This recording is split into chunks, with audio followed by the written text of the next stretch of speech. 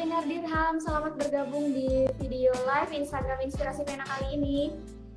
Ya, halo Kak Dirham. Iya. Oh, iya. Apa kabar Kak Dirham? Ya, halo. Ya, Kak Dayu. Bagaimana kabarnya juga? Alhamdulillah Ya. baik. Ya, Kak Dirham, silakan Kak Dirham bisa memperkenalkan diri dulu karena ini kan sahabat Ina mungkin ada beberapa yang belum mengenal siapa Kak Dirham gitu. Kak Dirham bisa memperkenalkan diri dan menyebutkan sedikit prestasi yang telah diraih begitu. Silakan Kak Dirham. Oh ya, mungkin nggak usah perkenalan kali ya? Udah pada kenal kali ya? Atau belum? Mungkin ada yang belum. Oh iya, perkenalkan nama saya Dinar Dirham, bisa dipanggil Dirham. Saya ini kuliah di Universitas Jakarta dan kemudian memutuskan untuk bekerja di Jakarta. Seperti itu. Mungkin Kak Dayu. Sambil saya jelaskan dulu, Rupa-Rupi ini ruang inspirasi dan ruang inspirasi, ruang untuk berbagi kisah sukses dari Kak Dirham. Karena kita tahu bahwa Kak Dirham ini adalah juaranya para juara gitu ya Kak Dirham ya. Setiap mengikuti perlombaan pasti ada nama Kak Dirham di sana dan pasti Kak Dirham sering sekali menjadi juara.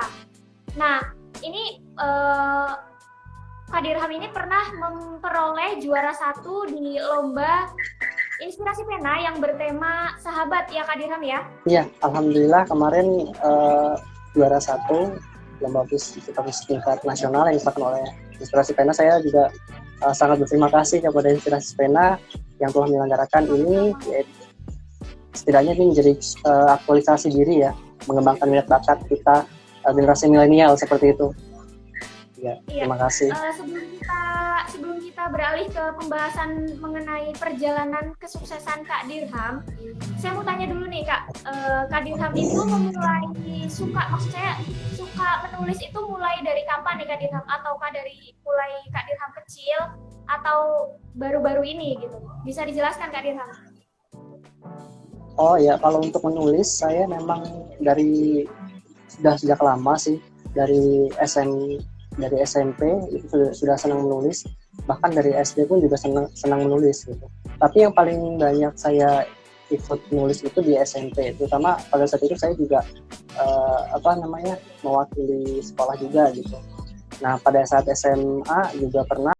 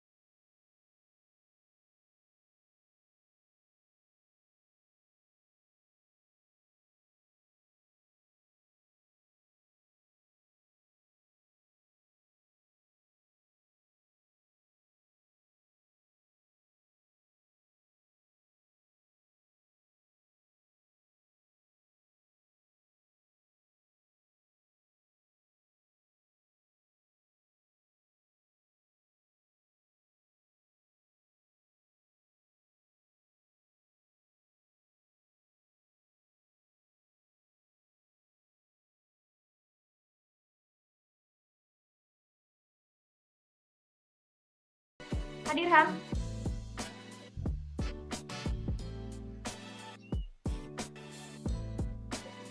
Halo Kak Dayu. Iya, Kak Dirham bisa dengar suara saya?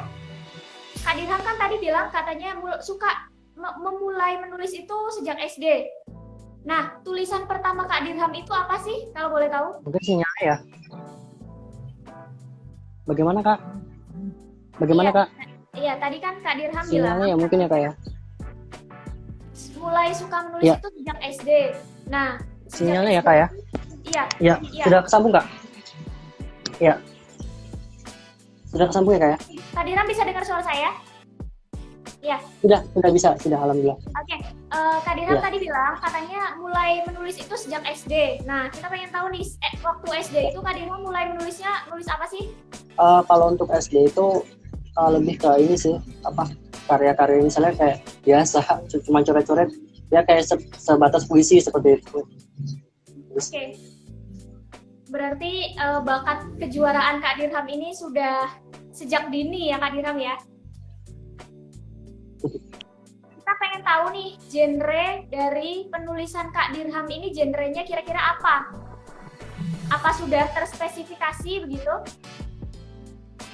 Kalau untuk genrenya, untuk saat ini ya Kak ya? Iya. Untuk saat ini saya lebih ke tema-tema yang berbau naturalis dan juga romantis seperti itu ya. Yang berbau naturalis dan juga romantis seperti itu. Mungkin seperti itu Kak. Berarti kebanyakan yang sedang Kak Dirham tulis ini romance ya Kak Dirham? Iya, roman ya. Tapi ini ya, romantis. Iya, mungkin ini salah satu cara untuk mendapatkan pasangan begitu ya Kak Dirham ya? Nah, ini Kak Dirham, kita langsung masuk ke pembahasan mengenai juara-juara yang Kak Dirham selama ini dapatkan nih Kak. Kan banyak ya perlombaan yang telah Kak Dirham ikuti nih. Kira-kira apa sih tips dan triknya untuk menyesuaikan tema dan sampai-sampai karya Kak Dirham ini bisa memikat hati para juri? Kira-kira apa nih Kak Dirham, tips dan triknya? Pertanyaan berat. Tema ya? Iya, tema. Tema yang dipilih sewaktu kakak menuliskan karya-karya kakak, itu kenapa sih bisa jadi juara gitu? Bisa jadi Iya. bisa memikat hati para juri gitu.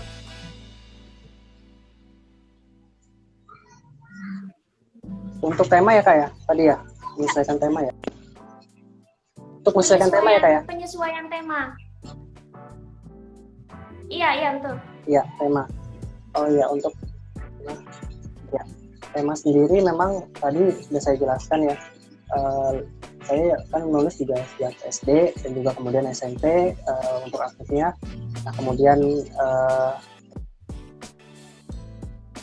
lebih kepada bagaimana tema itu dikelola dengan baik, maksudnya dieksplorasi. Nah, caranya dengan tadi kita sering membaca karya orang lain gitu kan, yang termasuk yang dimuat di media massa seperti itu, kemudian belajar dari teman-teman kita yang memang di sana basicnya juga sudah banyak yang bagus gitu ya, teman-teman. Pokoknya kita sering diskusi dengan teman gitu, seperti itu. Kemudian jika kita memang pengen sesuai dengan tema ya, kita gali terus tema tersebut, terus hal-hal yang sebenarnya kecil-kecil saja yang di sekitar kita, kayak misalnya tema tentang tema tentang alam gitu, tema tentang hubungan manusia, tetapi kita harus bisa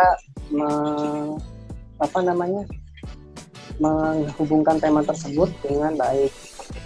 Dihubungkan dengan baik dengan cara apa? Dengan cara kita melakukan eksplorasi dengan banyak membaca seperti itu Kak. Kemudian dengan sudut perspektif yang berbeda gitu ya. Oke. Dari kemenangan yang pernah Kak Dirham dapatkan nih, kan Kak Dirham juga pernah diundang ke 3 negara, yaitu Malaysia, Singapura, dan juga Thailand ya Kak Dirham ya? Ya. Untuk proyek kepenulisan karya sastra dan dari gerakan menulis buku Indonesia. Nah, kira-kira kegiatan apa saja nih Kak Dirham yang Kak Dirham lakukan selama di 3 negara itu? Kalau untuk di 3 negara itu saya lebih kepada bagaimana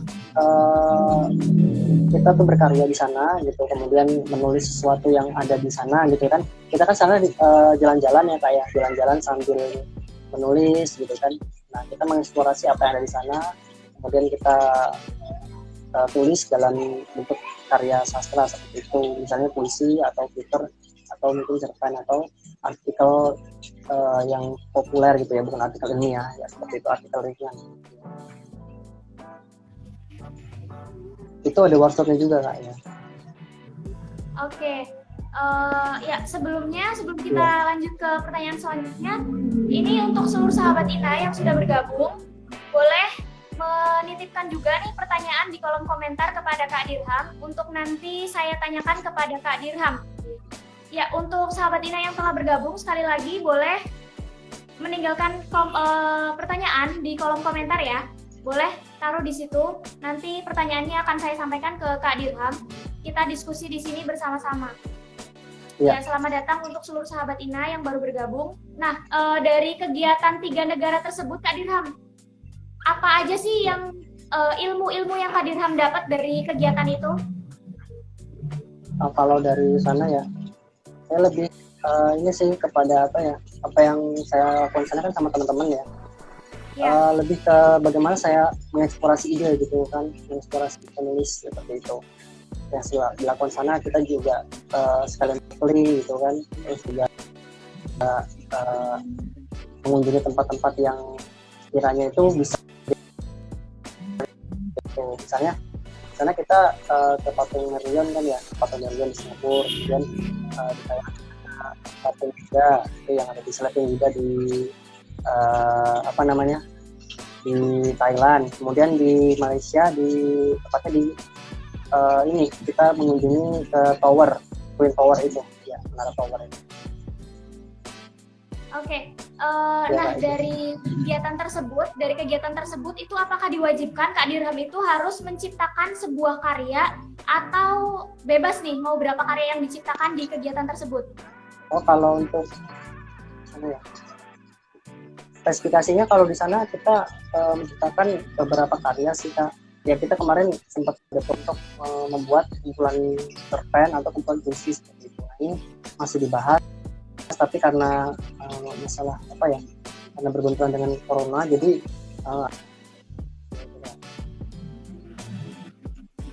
kemarin kita juga sempat keliling dengan negara pas 3 negara itu. Ya. Oke, diselingi dari pertanyaan dari sahabat Ina nih ya Kak Dirham ya. Ada pertanyaan yang sudah masuk nih dari Kak Bella VNSA. Kak Dirham sudah berapa lama terjun ke dalam dunia kepenulisan? Dari SMP tepatnya ya, yang paling ini ya, mungkin yang paling awal-awal begitu tertarik sekali gitu ya. Sekitar dari SMP berarti sekitar 7 tahun yang lalu gitu ya, 7 tahun atau 8 tahun yang lalu ya seperti itu. Oke, 7 tahun yang lalu itu mulai dari SMP langsung menciptakan karya yang diikutsertakan ke dalam lomba SMP. Atau enggak? Pertama kali menulis di saat Kak Dirham masih SMP itu karyanya langsung diikutsertakan ke dalam lomba atau gimana nih Kak, atau enggak? Kalau untuk SMP saya masih ini ya masih belum kepikiran ke situ, jadi masih latihan. Nah baru nanti ketika SMA baru alhamdulillah saya di situ ada teman juga yang memang senang menulis gitu, karena kita sering diskusi aja bareng. Dan memang ketika kita diskusi, alhamdulillah ada ide yang di situ mengalir gitu ya. Jadi kita sama-sama bertukar pikiran, bertukar ide. Sambil juga kita ini sering banyak baca. Karena kita kalau misalnya senang menulis puisi gitu kan, atau menulis cerpen, atau menulis atau novel kan kita harus menyelami dulu. Bagaimana kita menyelami dulu puisi-puisi tersebut, bagaimana kita menyelami cerpen-cerpen tersebut, novel tersebut. Biasanya banyak membaca sih seperti itu. Karena nanti dari sana kita lahirlah inspirasi. Iya, betul sekali Kak Dirham. Terima kasih Kak Dirham atas jawabannya untuk Kak Bella. Selanjutnya ada pertanyaan dari Kak Lail Lutfi. Kak, bagaimana cara menempatkan diksi yang baik dalam bentuk puisi? Bagaimana cara menempatkan diksi yang baik dalam puisi, Kak? Diksi. Diksi. Ini pertanyaan berat ya sebenarnya. Kalau diksi sebenarnya menurut saya ya, diksi itu lebih kepada bagaimana kita itu mengeksplor kata-kata dalam sebuah puisi kan ya. Diksi ini menyangkut pemilihan kata. Jadi kita kalau misalnya membuat puisi, tidak semua puisi dimasukkan. Maksudnya tidak semua kata-kata dimasukkan dalam puisi ya. Jadi hanya beberapa yang kira-kira mendukung suasana atau keadaan dalam puisi seperti itu. Nah, Jadi misalnya nih kita memilih diksi misalnya ya temanya tentang cinta gitu ya. Nah, diksi yang kita gunakan ya lebih kepada diksi tentang kita itu. Nggak mungkin kan kalau kita temanya cinta tapi diksinya yang lain yang kita gunakan kok tentang ini apa namanya tentang kebencian gitu kan, itu jangan gitu kan. Karena memang cinta itu kan kita lihat dulu nih, kalau misalnya cinta, kata-kata cinta itu sebenarnya kita masukkan dalam puisi sebenarnya itu sudah sangat umum ya. Jadi kalau bisa kita menggunakan kata yang lain, misalnya kata yang lebih khusus seperti itu, misalnya berahi, atau mungkin kata-kata yang lain misalnya selir seperti itu ya, selir gitu. Yang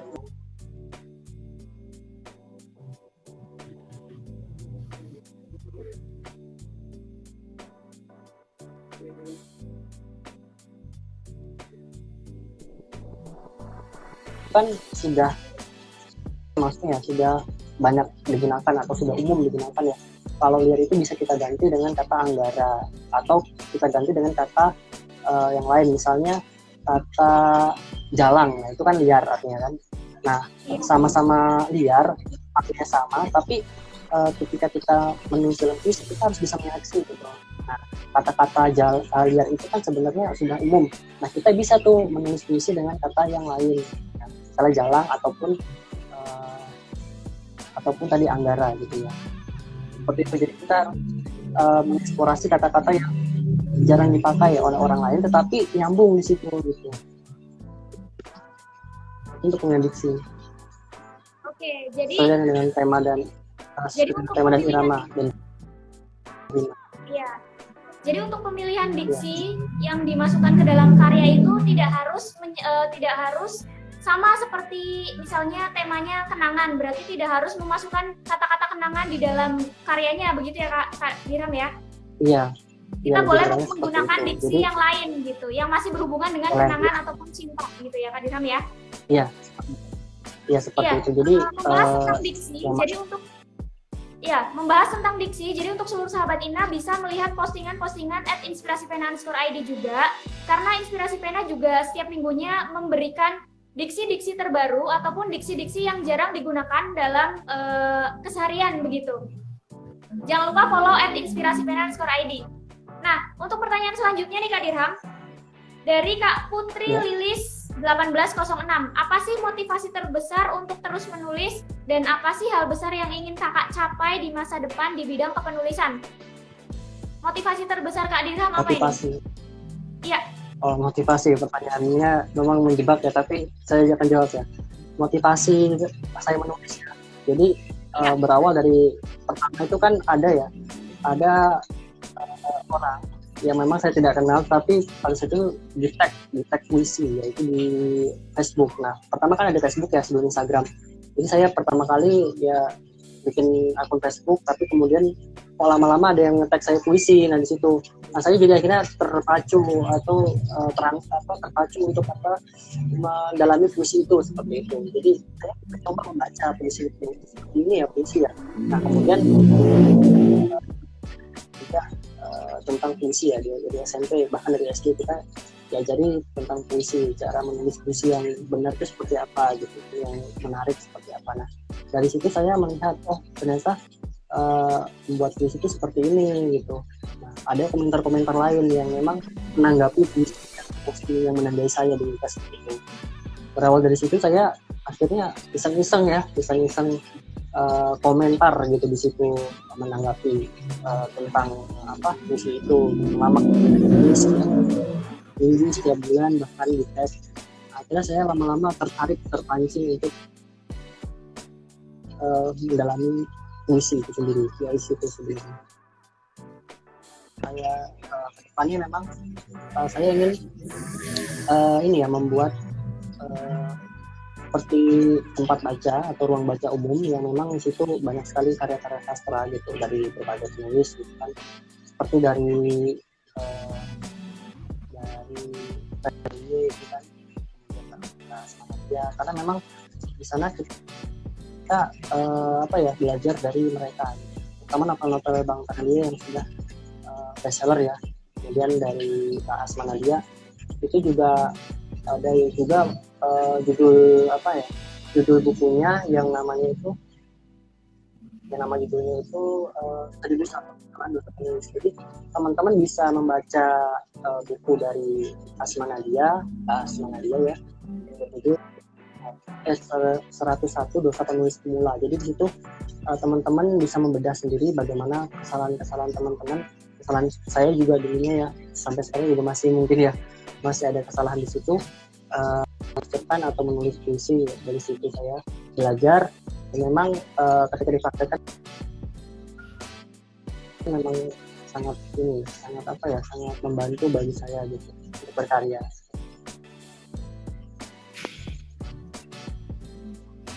Mungkin ada lagi?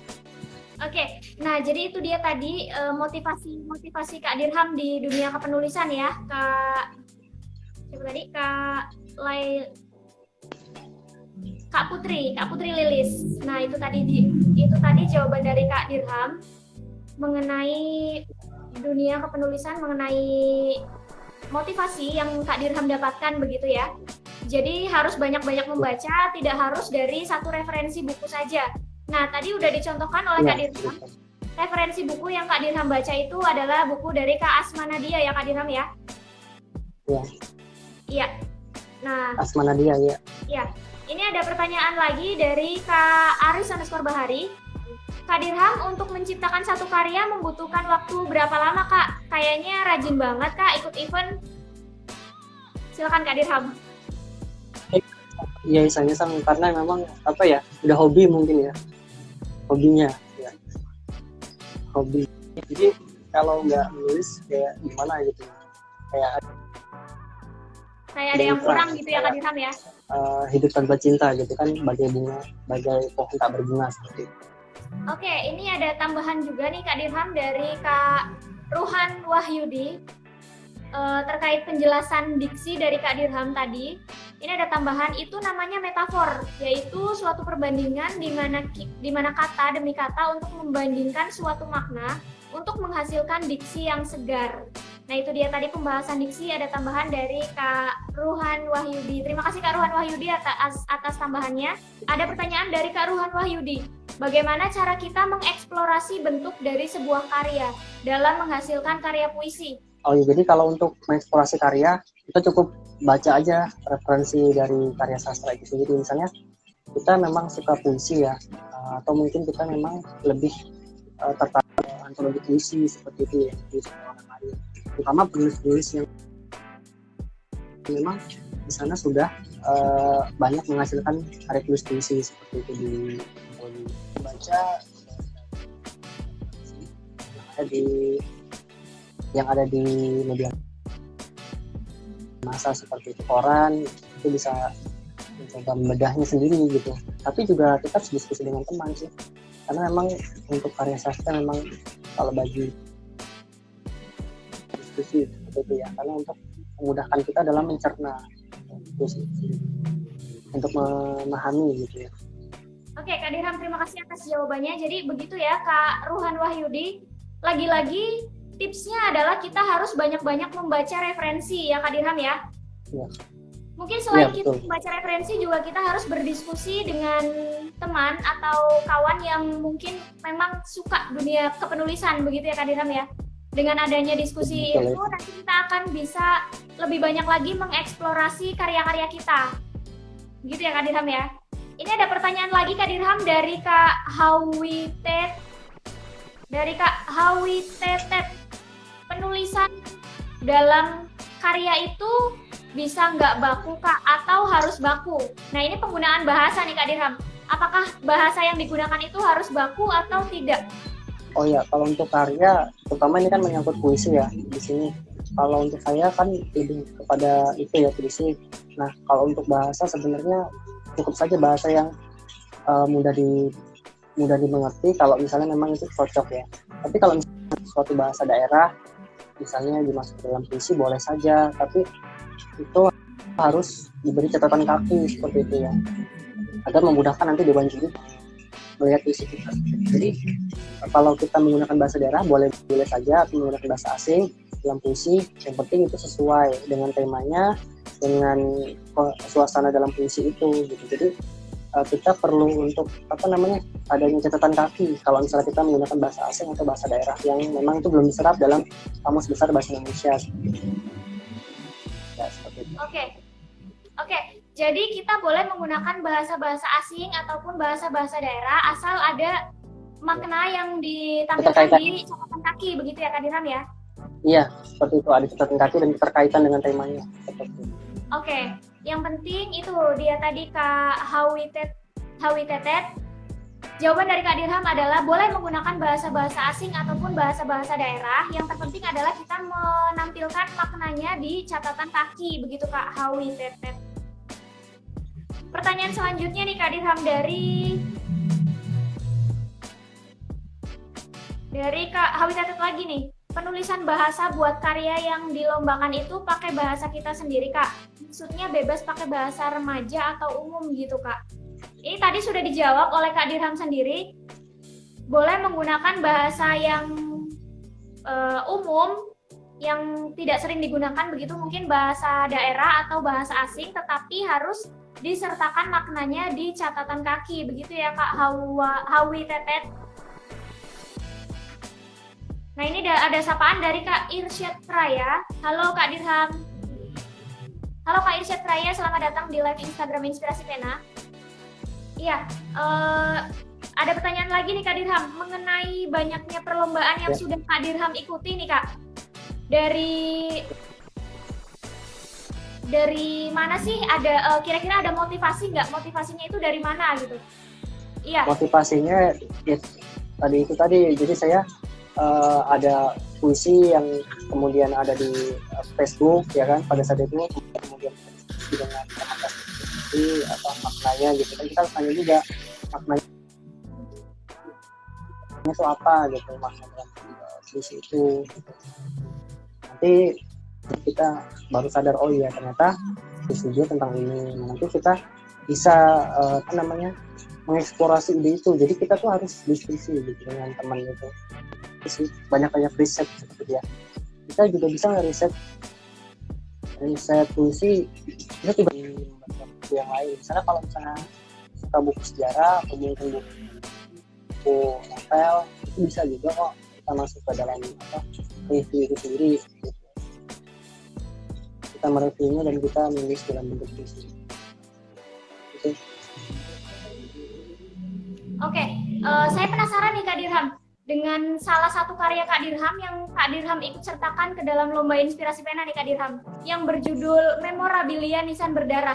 Kalau kita mungkin mengikuti perlombaan atau mungkin sayembara seperti itu, ya kita perlu untuk menelusuri gitu kan, sejauh mana kita tuh bisa mengeksplorasi.